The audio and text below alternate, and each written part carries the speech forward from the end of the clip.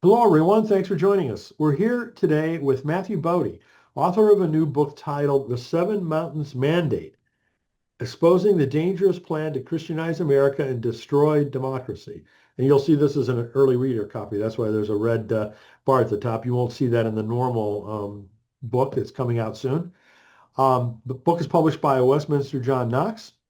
Matthew was targeted by Turning Point USA in 2016 and listed on its professor watch list after speaking up against allowing concealed guns on college campuses.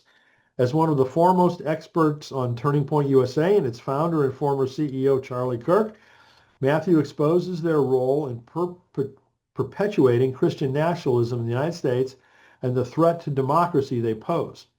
With a background in journalism, an MFA in creative writing, and a PhD in rhetoric, he is a dynamic and experienced scholar whose first book, Speaking of Evil, explored the evolving rhetoric surrounding evil. Matthew currently teaches rhetoric and composition courses at the University of North Georgia, lives in Gainesville, Georgia with his wife and two daughters. You can learn more about the book and Matthew at wjkbooks.com. So Matthew, thanks so much for joining us and congratulations on all of your work. Thank you for having me. I'm happy to be here. Well, I'm sure it's been a busy few days, a couple of weeks for you. But is there anything else that you would like us to know about you and your work? I would just say, as your audience is watching this, we're filming this a couple of days after the assassination of Charlie Kirk, the subject of the book. And I just want to express my deep horror at that event and wish that for really strong faith from his wife and two kids. Yes, yes, amen. Um, Before we get into the new book, I'd like you to talk a little bit about your previous book, Speaking of Sure. Evil. Can you tell us about that? Yeah, so that came out of my academic work on the rhetoric of evil. And usually when we think of that phrase, we think about people arguing is something evil or not, or how we should use that label. And I did something a little bit different in that I argued that there is evil in our language, evil in the way that we use words, evil in all the words we use. And that evil is what I described it as overnaming. It comes from another academic, but the idea that when we use words, we are trying to, in many ways, force our definitions upon people. We are freezing them in labels. We are judging them with categories, and we are by the evil that's in our language, we are always already misusing it. And so the line between good and evil runs down between us. I think that's a Bonhoeffer quote. And Mhm. I talked about Bonhoeffer. So each chapter is certainly a case study in the use of the word evil. So there's a Mhm. chapter on World War II. There's a chapter on 9/11, but there's also a chapter on an ancient rhetoric person that used that word. And so it is a description analysis of how they use that word, but then jumping from that is how did they use that word to teach us about our language? So the subtitle, the responsibility of language, how do we meet Mhm. that moment with evil in our language? And so that's the book. Wow, I think I need to check that out. I wasn't aware of it before. So as I mentioned in the intro, you've been on the professor watch list. Could you tell us what the implications of that have been for you? Well, back in 2016, when Turning Point was trying to become popular, it went viral with this list, which is really just a collection of comments and articles by professors they don't like.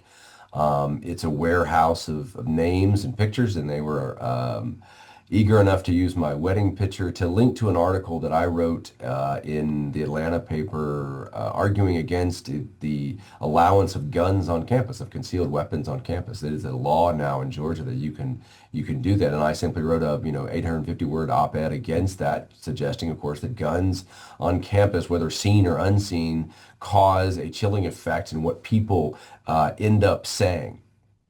And so the initial list, I was in, I think put 100 names on that list initially. And since nobody knew who Turning Point was at the moment, it didn't register individually with me because I would worked at a school Free People heard of. But a lot of my colleagues over the years who have been put on the list for various comments they've made and various things they have written and various things they have taught in their classrooms and on their syllabi have really faced a lot of harassment and a lot of terror from the public who have contacted them. Usually, I've been described as some sort of expert in responding to that because I tell people it's really a hurricane of information and contact and abuse for a couple of days, and sometimes it dies down. But really, it is a target list. It is, we don't like these professors. We think they're indoctrinating us, and they're part of a larger ism at play at higher education. And obviously, Turning Point is a very anti-higher education organization. So I was on the original member of the list, and I've talked about it being on the list, but my colleagues who are perhaps not white and male have faced much more negative reactions than I have. Hmm. Wow. Crazy times. So let's talk about the book. As I mentioned, the title is The Seven Mountains Mandate, Exposing the Dangerous Plan to Christianize America and Destroy Democracy. So there's a lot of history in this book. Mhm. How did the book come about?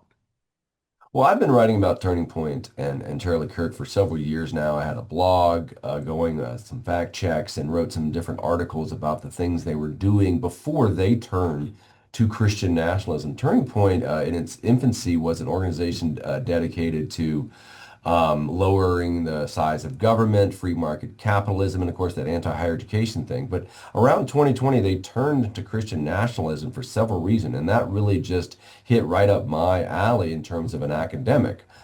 Turning Point was a hobby for me, if you will. But then once they turned into my own academic lane, I recognized right away what it is they were doing. So I started to doing some podcasts and people asking me about the religious rhetoric part of what it is they were trying to do. And Christian nationalism as a phrase became really important in 2016 as Trump won office, and even more in 2020 as it sort of became the rallying cry against his candidacy. So as Turning Point continued on and they raised a lot of money and expanded in all these seven areas, and that's really what the mountains are. They're seven areas of our cultural institutions that they want to take over. So the book really is an outgrowth of all the work that I've done. Somebody contacted me one time and, hey, you want to write a book? And they contacted me with an agent and a publisher. So we did that. And I think what the book is really is the first look at Turning Point. There are a couple of articles and profiles of Charlie Kirk along the way, but really the wide sweeping plan that they have is what the book is about. So if your audience thinks that Turning Point and Charlie Kirk are merely a college student, conservative student kind of thing, they're missing the bigger picture, and this book is about that bigger picture. And also kind of the roots of where this came from, Mhm. going back a few decades. Yeah. You want to talk a little bit about Sure. I mean, that? this Seven Mountains mandate dates back to the 70s.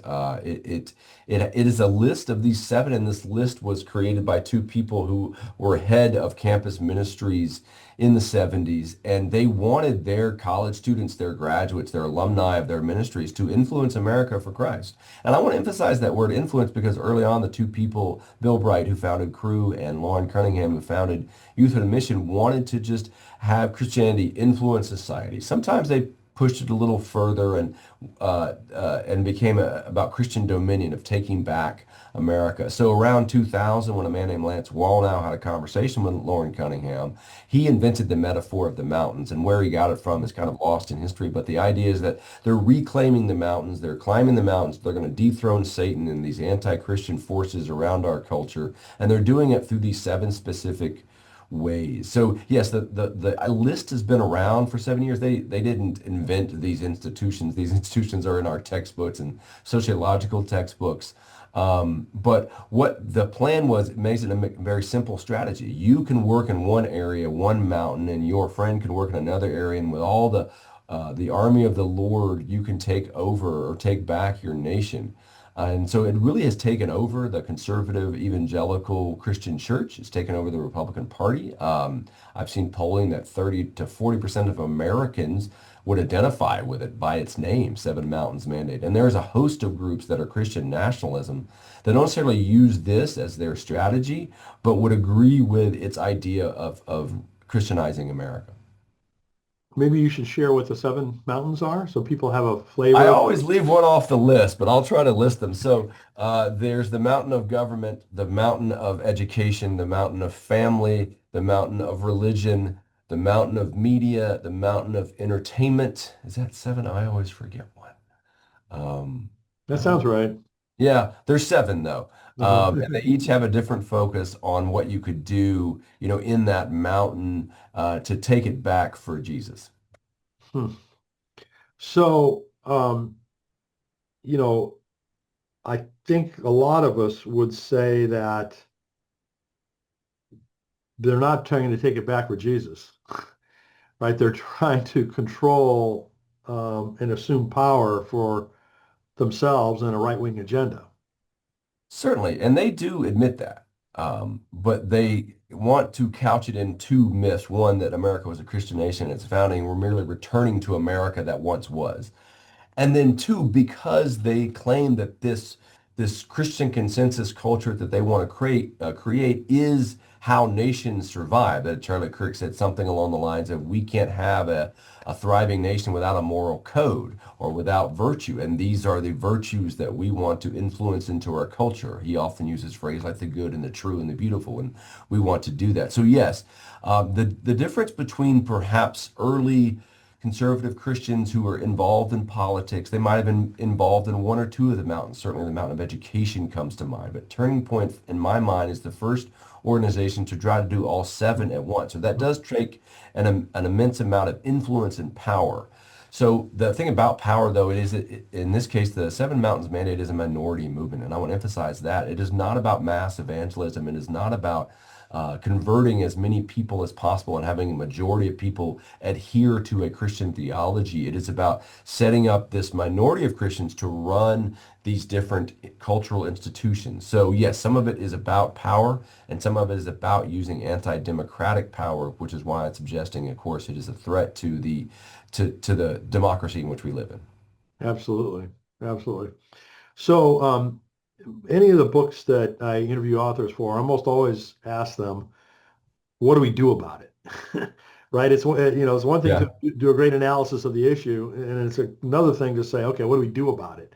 And I felt that strongly as I was writing the book. In the initial proposal, it was sort of the analysis, and here's the negative picture. And as I was writing the book, I was like, I need something to not leave it as that. So at the end of each chapter, I try to, in a couple of paragraphs, to really lay out what democracy should look like in this particular area, or why we should be invested in religious pluralism, to talk about the mountain of religion. So it is certainly about action in terms of how you might respond. And I mentioned, again, we have to rebuild our nation in terms of who we want to be in community with and how we want to do that. We have to find a way in which to convince the MAGA crowd that we are not the enemy.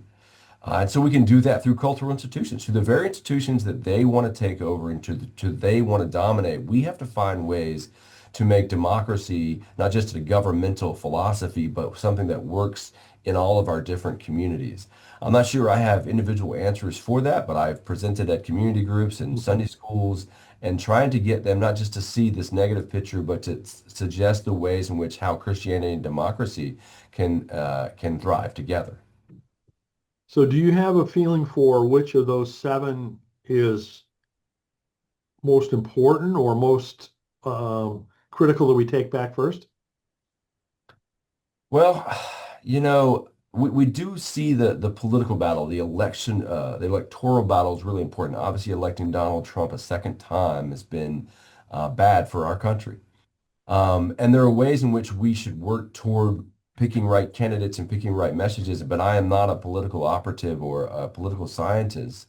And so I think that if I were to pick another mountain besides the mountain of government to be important, I do think the mountain of education becomes important. So this is why I'm defending higher education becomes important, supporting public schools, not just with our money, but with our time and with a curriculum that involves all people, not just a segment of them.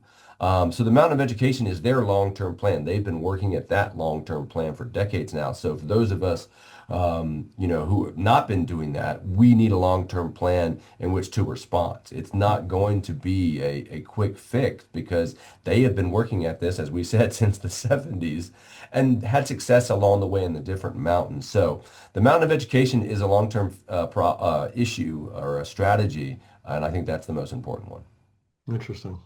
I thought you might say media just because the influence that it has. No, yes, certainly that is true. If I had to pick one, I picked that one. Yeah. Yeah, yeah. So I'd like to read from a couple of the endorsements for your book. This is Sure. from our author friend John Pavlovitz, who says, with clarity and precision, Matthew Boedy explains conservative Christians' long game plans to establish theocracy in America. Matthew's words are a calm and steady presence, moving us from overwhelm to agencies. So it was really great to see that John endorsed your book.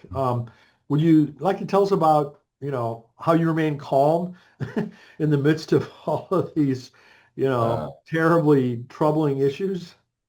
um, well, I was writing the book over last year or so, and then I turned the draft in February. And to be honest with you, I at that point kind of slowly stopped watching news at night. I'm a big fan of CNN. I'm a big fan of journalists. I'm a former journalist, and I want to support that. But at some point, me and my wife just sat down. Hey, you want to watch something else? And just overnight, it became, yeah, let's just watch all seasons of The West Wing, and let's watch this new show over here. So that's certainly one way.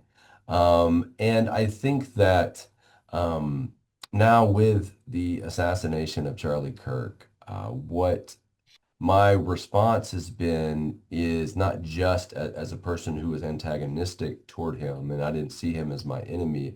I really saw now the danger we're in, and so we can't react with unrighteous anger. We can't act in reactive ways to that because if we do, we are making it worse.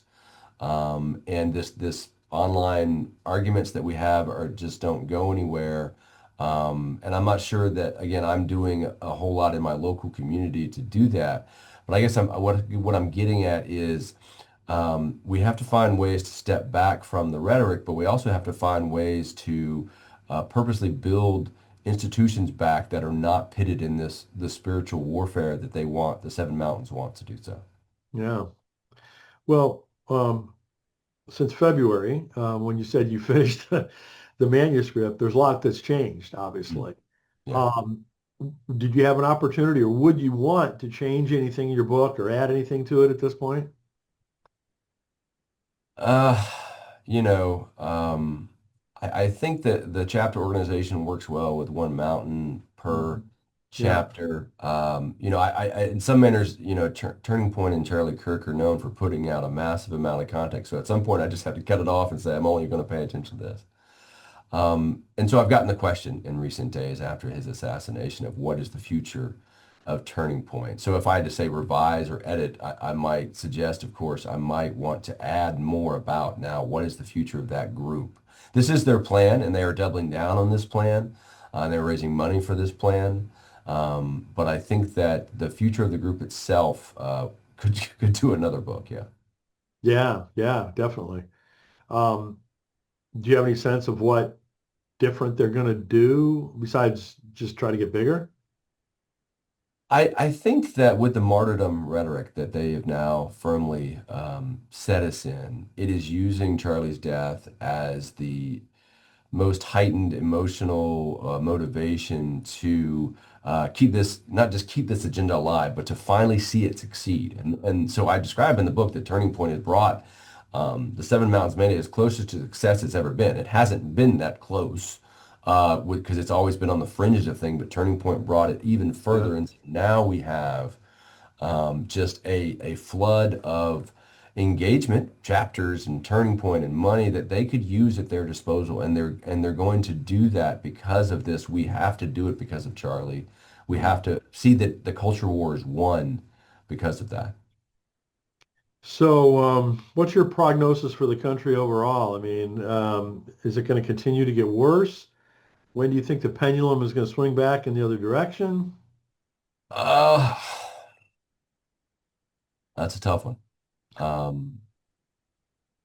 I think that it's certainly up to the president and Turning Point. I do believe President Trump wants to seek retribution for this death because it was a personal friend of his, and he will use the federal government to do that. There's, already been talk about investigating organizations and people responsible, and not just the person arrested. And so, Turning Point can I would say help that or assuage that or slow it down, but I don't think they're going to do the last two at all. And so the more that they push their supporters toward action, and the more that they say, well, that we should take back our country, they have to offer specific actions for them to do that are going to be different than what they've already offered. And what they've already offered, to be honest with you, are partly democratic means. Run for office, knock on doors, take over your school board, things like that. I don't think that is going to be enough now Hmm. with the martyrdom rhetoric. So you can see where that could go if not for the democratic means. That means we're moving into anti-democratic means. And this is why I suggest, of course, President Trump is going to respond in an authoritarian manner. Yeah, yeah, I'm afraid that's the case too. Well, what would you most like people to take away from the book? Um, I struggled with the last part, the afterward, like after you've read all this and you are, one person said, I scared them a lot. What is it you do? And you feel overwhelmed because it is a national mandate. It is a plan to take over the nation. So how's one person going to respond to that? And it has to be millions of one persons doing their responses. If democracy is a collection of people and not just a government philosophy, then everyone has to respond toward pro-democracy. It means talking to people, it means convincing people, it means persuading people, but it has to also mean the compromise that we've been absent, has been absent for some time now. Yes, absolutely. I know you're in the midst of a very important book launch, but I have to ask you, and maybe you've already alluded to this a little bit, what's on the radar screen for the future in terms of other books or other projects? Uh, I have a couple ideas that were percolating before the assassination. And to be honest with you, I don't know what to do with those now. I don't know what the next few weeks or months would entail. But I did have something that doesn't have anything to do with Turning Point. Hmm. But I don't know what to do with those at the moment. And so they're just concepts in my mind at the moment. Well, I think what you mentioned before, kind of a follow-up as to where Turning Point heads next, I think is going to have a lot of interest for folks. Yeah, it's a continuing story indeed. Wow. Well, Matthew, thanks so much for doing this work and joining us. I mean, as we talked about before, it's been magnified in importance because of what's happened, unfortunately, honestly. But thanks so much for digging out all of this information that is scary, Mhm. but people need to hear it, and we need to act on it. So again, the title of the book is The Seven Mountains Mandate: Exposing the Dangerous Plan to Christianize America and Destroy Democracy. Please go to wjkbooks.com and check it out. Matthew, good luck with the launch, and hopefully you'll be able to make a big difference. Yeah, we'll see. Thanks for the interview.